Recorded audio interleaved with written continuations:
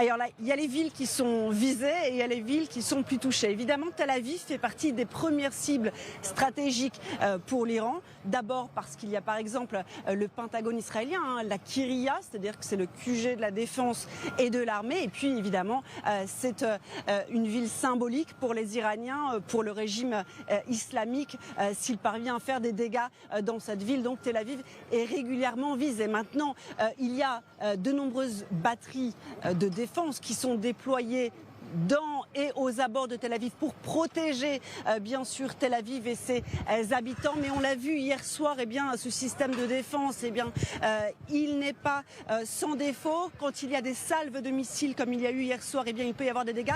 Liat Lerman, ma caméraman, va vous montrer les dégâts de cet impact, par exemple, hier soir d'un missile iranien. Il devrait s'agir d'un missile balistique, selon un expert à qui j'ai parlé il y a quelques minutes, qui considère que la charge explosive du missile était d'environ 500 kilos. Vous pouvez voir une partie du cratère qui a été formé par ce missile dans le sol. Vous voyez, ce cratère, il fait 5 ou 6 mètres de diamètre. C'est extrêmement impressionnant. L'immeuble qui est devant a été éventré par l'explosion. Il n'en reste quasiment rien. On pourrait croire que c'était un immeuble en construction. Eh bien non, c'était un immeuble quasiment neuf qui était pas du tout. Vous voyez, il a été explosé et l'immeuble adjacent à la droite, Liat va vous montrer donc l'immeuble à la droite qui aussi a été très endommagé. Toute la rue a subi des dégâts. Il y a des vitres qui ont explosé, parfois à plusieurs centaines de mètres. Je peux vous dire que moi je me trouvais à 2 km d'ici hier soir. Les murs ont tremblé. Dans l'abri dans lequel je me trouvais, il y a des gens qui spontanément ont crié parce que c'était une explosion extrêmement forte. Il y a eu donc le choc pour ces habitants de Tel Aviv hier soir et puis il y a beaucoup d'émotions.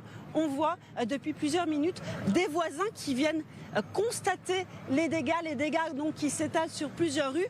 Il y a des gens que j'ai vus avec les larmes aux yeux d'émotion, de voir que le cœur de Tel Aviv, nous sommes au cœur de Tel Aviv, qui a été touché de plein fouet par un seul missile balistique qui est passé au travers des mailles de la défense. Bilan des attaques d'hier soir, provisoire, une vingtaine de blessés et une femme d'une 50aine d'années qui a perdu la vie. Alors on ne sait pas avec certitude si cette femme a perdu la vie dans cette explosion, mais pour l'instant c'est le seul impact qui a été confirmé officiellement. On va retourner en Israël où nous attend Raphaël Jérusalemi. Raphaël, est-ce qu'en Israël on craint que le dôme soit perméable finalement ? Voilà, je m'excuse, je remonte de l'abri, donc je me repositionne. Le dôme de fer fait partie d'une panoplie, d'un arsenal de défense antiaérienne. Il n'est pas tout seul suffisant pour faire face à la menace, et surtout, comme on y en a dit, aux missiles balistiques. Donc il fait partie, excusez-moi, c'est les malheurs de la guerre, là, voilà. Et donc nous avons le laser, nous avons des missiles Arrow, flèches, et nous avons surtout la protection américaine, le porte-avions Gerald Ford, qui va aider à protéger le Liban, la Jordanie, Israël et les destroyers américains. Il y a donc un grand parapluie, mais au moment où je vous parle, nous venons d'essuyer une grande salve de missiles sur Israël. Je suis descendu dans l'abri, je suis un petit peu essoufflé, je viens de remonter. Et donc, nous faisons confiance à cet arsenal, à cet ensemble. Le dôme de fer est très très efficace, mais le problème, c'est aussi le manque de munitions. Les Américains et les Israéliens font très attention à économiser les munitions. On n'intercepte pas un missile dont on sait qu'il va tomber dans une zone inhabitée.